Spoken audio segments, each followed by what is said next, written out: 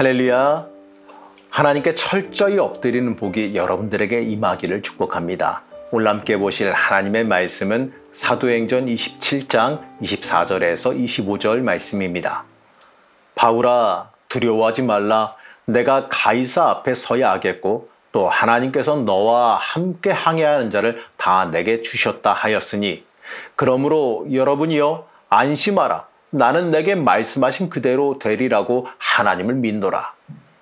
오늘도 엔게진 말씀 묵상과 함께 하시는 성도님들을 축복합니다. 이제 사도 바울은 로마로 향하게 됩니다. 로마로 향하기 전까지 참 험난한 일들을 겪었지요. 유대인들에게 잡혀 모진 고초를 겪었고 또 지리하게 2년여의 시간 동안 가이사랴에 묶여 있었습니다. 그리고 무죄 방면될 위기에 처하기도 했지요. 복음을 증거하러 로마에 가야 되는 그 바울의 입장에서는요, 이 무죄 방면되는 게 어쩌면 이 복음 증거길이 막히는 위기가 될 수도 있었기 때문에 그렇습니다. 그 모든 위기를 넘어서서 바울은 드디어 로마로 향한 여정을 시작합니다. 비록 이 죄수로 압송되어 가는 거지만 그 길이 하나님께서 예비하시고 사용하시기 위한 방법임을 잘 알고 있었기 때문에 오히려 그 길이 바울에게는요 소망과 복이 있는 길이었어요. 드디어 로마를 향한 바울의 위대한 여정이 시작됩니다. 위대한 여정이라고는 하지만 바울은 여전히 죄수의 입장이죠. 그래서 로마로 압송되어지는 모든 과정에서 바울에게 진행되는 일의 주도권이 하나도 없었습니다. 죄인인지라 이 압송하는 사람들이 가자고 하는 대로 그들의 방법대로 따라가야 했습니다. 첫 출발은 순탄했지요. 가이사랴를 출발해서 북쪽으로 약 110km 정도 떨어진 시돈에 이르렀습니다. 그리고 시돈을 떠나 이 무라에 도착했습니다. 여기까지는 순탄한 여정이에요. 그런데 문제는요, 무라에서 출발하고 나서 발생했습니다. 바울은 이 항해가 이 시기상으로 풍랑을 만날 가능성이 많음을 잘 알았습니다. 그래서 자신을 압송해 가는 사람들에게 이렇게 말했습니다. 10절 말씀입니다.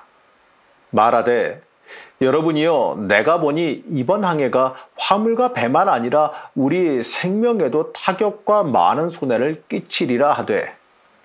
바울이 이렇게 말했지만 백부장은 바울의 말을 듣지 않고 선장의 말을 듣고 항해를 이어갑니다. 아무래도요, 주도권이 없던 바울은 그냥 끌려갈 수밖에 없었죠. 처음에는요, 순풍이 불어 그 결정이 맞는 듯 했어요. 하지만 그들은 풍랑을 만나게 됩니다. 이 풍랑에 배를 통제할 수가 없어서 풍랑이 그냥 밀고 가는 대로 그냥 바다 한가운데로 그냥 떠밀려 갔어요. 처음에는 살기 위해서 배의 무게를 줄이기 위해서 짐을 바다에 던져버렸습니다. 살기 위해서 재산도 포기한 거죠. 그럼에도 바람은 전혀 줄어들지 않아서 며칠이나 더 풍랑에 더 끌려다니며 고생했습니다. 이제 이들에게 생존의 소망이 사라졌어요. 20절 말씀입니다. 여러 날 동안 해도 별도 보이지 아니하고 큰 풍랑이 그대로 있음에 구원의 여망마저 없어졌더라. 그런데 이러한 이 절망적인 상황 가운데에서 바울이 사람들 앞에 나섭니다. 사람들이 살기 위해 노력했지만 아무 소용이 없었지요. 그 가운데 생명의 구원이 사람의 능력 밖에서 이루어지면 알려준 겁니다. 맞습니다. 사실 우리의 인생이요, 내 능력으로 살아가는 게 아니에요. 하나님의 도우심과 섭리하심, 하나님의 지키심이 아니면 살아갈 수 없음을 우리 인생 통해서 철저히 고백할 수 있어야 됩니다. 여러분, 그게 믿음 고백의 시작이에요. 이제 항해에 대한 결정권을 가진 사람들이 지도력을 잃어버리고 무시받던 죄인인 바울이 중심 인물로 올라서게 됩니다. 바울은 사람들 앞에서 하나님께서 주신 말씀을 전합니다. 24절에서 26절 말씀입니다. 바울아, 두려워하지 말라. 내가 가이사 앞에 서야 하겠고 또 하나님께서 너와 함께 항해하는 자를 다 내게 주셨다 하였으니 그러므로 여러분이여 안심하라. 나는 내게 말씀하신 그대로 되리라고 하나님을 믿노라. 그런즉 우리가 반드시 한 섬에 걸리리라 하더라. 바울이 사람들에게 전달한 하나님의 말씀은 하나님께서 바울의 사명을 이루기 위해서라도 지켜주신다라고 하는 말씀입니다. 그리고 하나님께서 반드시 지켜주신다라고 하는 그 믿음을 스스로 고백합니다.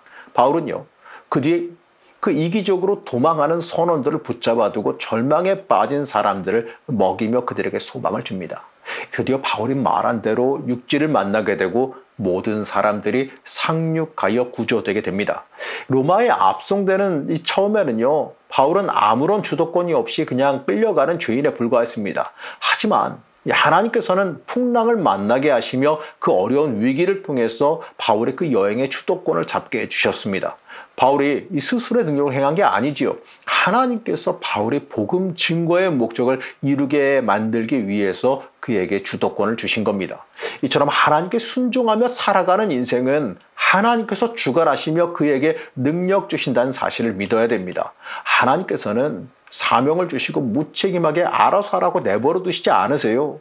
하나님은 능히 감당할 수 있는 능력과 상황을 다 허락해 주십니다. 중요한 건요, 우리가 그 말씀에 철저히 순종하며 뛰어드느냐죠. 사랑하는 성도 여러분, 로마로 향하는 바울의 여정은 어찌 보면 가는 길마저도 고난의 연속처럼 보여요. 하지만 그 모든 상황을 통해서 오히려 복음 증거하는 데 적합한 상황을 하나님께서 만드셨습니다. 바울이 주도권을 가지고 가게 하시고 아무도 그를 함부로 대할 수 없게 만드셨습니다. 하나님은 절대로 고난 중에 우리를 홀로 내버려 두지 않으세요. 하나님은 그 과정 중에 오히려 우리를 들어 높이십니다. 사랑하는 성도 여러분, 복음 앞에 하나님의 인도하심 앞에 철저히 순종하시기 바랍니다.